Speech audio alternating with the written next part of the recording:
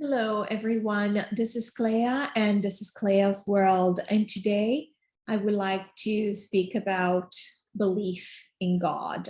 But before I continue, please subscribe to my channel if you haven't done so. That really helps me.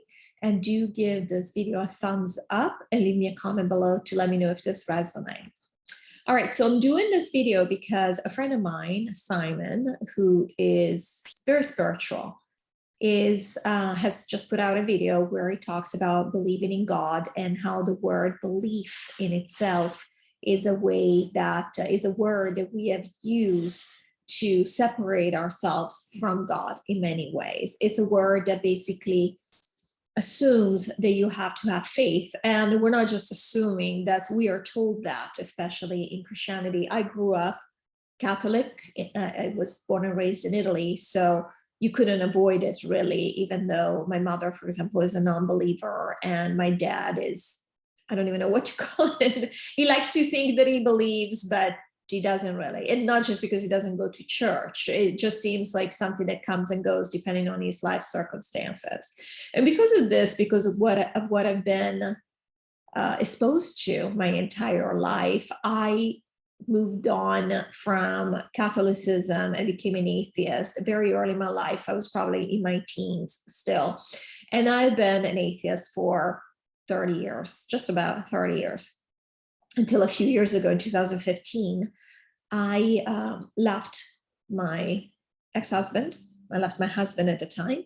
And I was 3 months pregnant when I did this with our first child. And I also had I found out I had cancer the day after I had my baby. I fell in love with another person who wasn't good for me.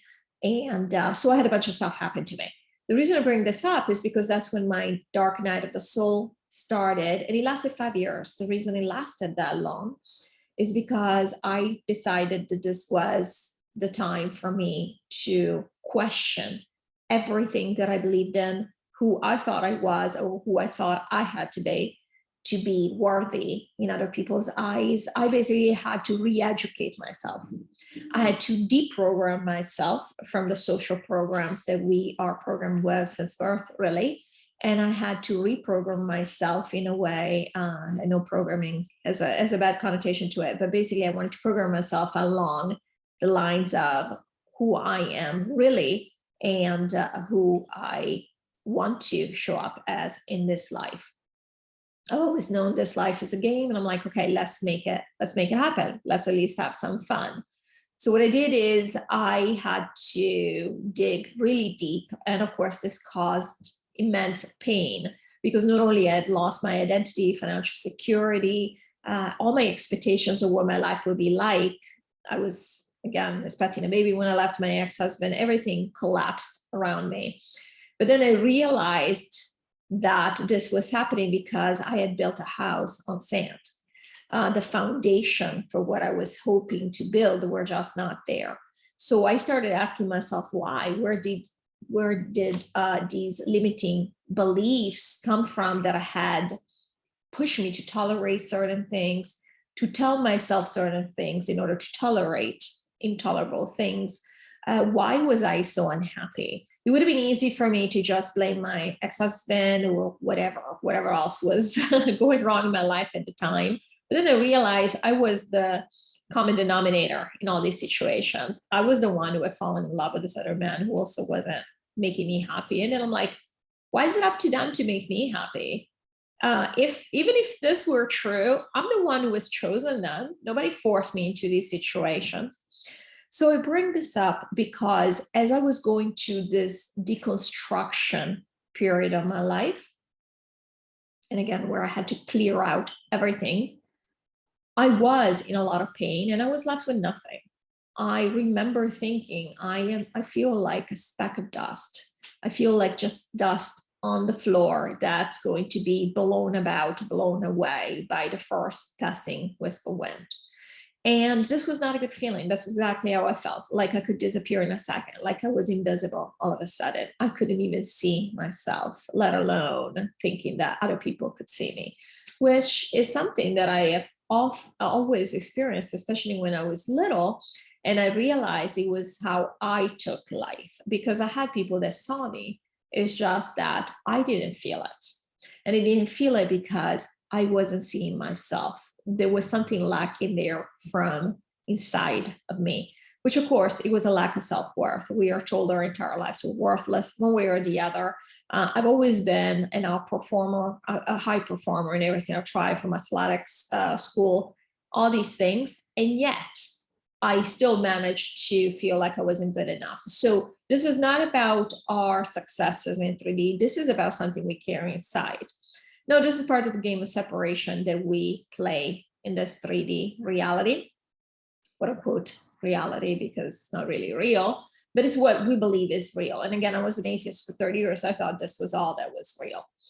But the main reason I wanted to do this video is because what happened to me during this dark night of the soul is that I found my connection to source. I found source again. Now imagine how interesting it is. I've always been psychic. My entire family, or most people in my family, are very psychic, so this was not anything unusual.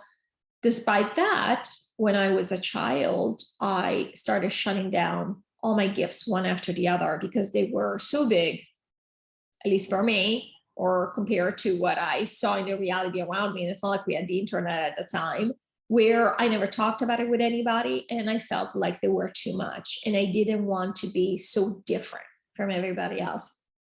And so, and again, I didn't have anybody to talk about these things with, because in my family, we didn't talk about these things. Every once in a while, something would come up, like my uncle would see numbers, or my father would see his grandmother give messages, that kind of thing. I could see the soul of people. I could predict the future. Oftentimes, that's when I shut that down, because I'm like, I don't want to know what the future is like. I want to be here right now. There are many reasons why these, I shut everything down. And so I decided I was going to enjoy, since we're going to be here, I'm going to enjoy this and pretend it's all real. And again, this is interesting because I obviously knew this is not all there is. Whether I had put two and two together, that these gifts were coming because we're multidimensional, or because we are energy, or there is something else beyond the 3D. I mean, I could have made that leap. Clearly, I didn't want to make that leap. So I shut everything down. When I went through this excruciating pain a few years ago, I started opening up again. I had always expected that. I had always thought, I had almost looked upon with contempt on people that found God during hard times. The reason I did this, because I always thought, oh, look, they're in pain, and so they need comfort. So they go to the familiar places. They go to the things, the traditions, what institutions have told us to find safety in, comfort in this case, God, whatever God means to them. In Christianity, God is like this punishing, this angry man. It's interesting that somehow he looks just like us, basically. And this angry man that basically judges us. And so if we behave well, he's not going to judge us and we're going to be okay. It's almost like a father figure. Well, not even almost. We call him the father figure who holds our destiny in his hands. So because of this, I always looked at this in a very condescending manner. There are people who go there just because it's convenient. For example, I've seen my dad, and I will never forget, he was doing very well in his career, and he stopped. I remember him doing this when I was younger. He would always cross himself when he passed a cemetery. And it's just tradition. It's what he did. And then his mother died, and so he always did this. It was a sign of respect to the dead, and that's fine. And then I remember that as he did better and better in his career and started making more money and be promoted and all these things, he stopped doing that. He was so happy that he forgot that. He didn't need that anymore. He didn't feel like he needed approval, or he needed to be good, or he needed to be disciplined. And I remember he actually lost his job at some point, and all of a sudden I saw him crossing himself again as he passed the cemetery. This is not a judgment towards my dad. This is very common, actually. I mean, it was very interesting for me to see. And this just confirmed my idea that a lot of people go to God as almost like a cork. They're trying to plug a hole, if it makes any sense. They have a hole in themselves. They're looking to the outside to plug it. What happened to me, though, which is what dispelled this notion, is that as I was doing this work, I did find that I had a hole inside of myself that I plugged with my own work. And as I did this, I realized that I wasn't alone. Miracles were happening in my life. I stopped believing in coincidences. I don't believe in coincidences anymore. I believe they're all synchronicities now. I don't even believe it. I know it is just too uncanny, some of the things that happen. And I did play devil's advocate. I was like, oh, you're in pain. You're doing the same thing everybody does. You're trying to find meaning in things because, of course, humans are meaning-making machines or meaning-seeking machines. We always try to find meaning in everything. I'm like, you're just doing this because you're trying to comfort yourself. And then I realized and confirmed that later, what actually happens instead is that in our moments of brokenness, we'll call it that, even though we're not really broken, but we'll call it that for the sake of understanding each other. In our moments of brokenness, in our moments of deep vulnerability, when we truly lose everything, or we feel like we've lost ourselves, or we lost everything that mattered to us, we open ourselves up. We are wide open, because that's what happens. It's like a vase. When it breaks, all of a sudden the light comes in. And what ended up happening is that when you allow that, all of a sudden your higher self has the ability to step in, whereas you were closed off before. I have since confirmed that I caused all these things in my life, including a cancer, to awaken myself, basically come back to my knowledge and awareness of my multidimensional self. And I've taken it to the next step since. I now connect to the 25th dimension.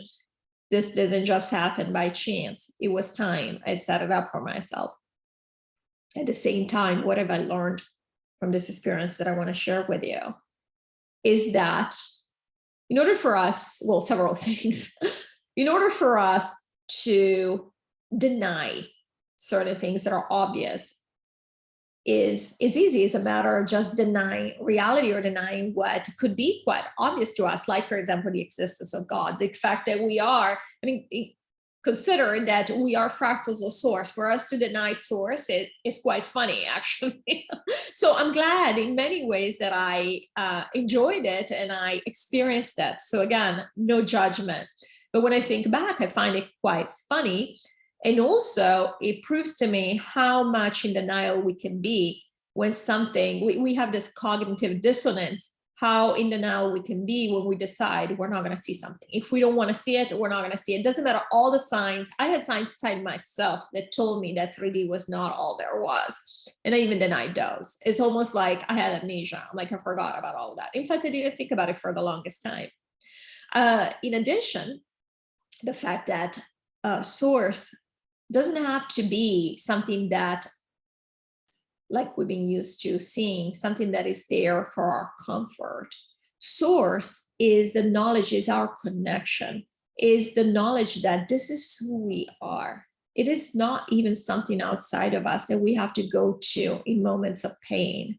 It is something that is always with us. So the moment we are ready to see, is there for us to see it. So it is not a matter of believing. There is no faith involved in this act. It is knowledge. I'm not a believer, I'm a knower. For me to say that I believe in God, it would be like saying that I believe in the sun coming up, rising in the east every morning. I don't have to believe it. I can just look and I see it. And for us to deny that there is a God, that there is source, or whatever you call it, when we see things sprouting from the ground on their own, when we look at seeds, when we look at trees, when we look at how children are born, or how somehow there's life in these bodies. I mean, it just doesn't make any sense. When I look back, I'm like, wow, I had to ignore so much for me to hold on to this belief. So we have to be careful with the words that we use. We use a lot of words in a manner that ends up hurting us because it does color the way that we think about things. And these words oftentimes are thought out by people that know the power of words and they want to manipulate us through them. in one of the main words, which is the reason I'm doing this video, as a response, and not responses. And I agreed with what Simon said, my friend Simon says, and I will actually link his video before if you're interested, because I thought it was very cool and I'm very right on. And we have to be careful in how we use these words, because words do matter. And oftentimes, just by listening, actually listening to the words we proffer, we will know exactly where we are and what we are ignoring. So we might say all day long, I believe in God, but the moment that we have to say, I believe, there's almost a despair there to hope that this is true, that there is a God. You know that you've arrived when you don't have to believe. You don't even have to think about it. It's like your breath. It's like air. Source is there, just like air is there, just like we are real. We are multidimensional and we have access to everything. So I hope this helped maybe answer some of your questions. I would love to see your comments about this, because this is such an important topic, I believe. In this case, well, I know it's an important topic, and I hope you enjoyed, and I look forward to seeing you in the next video. Bye-bye.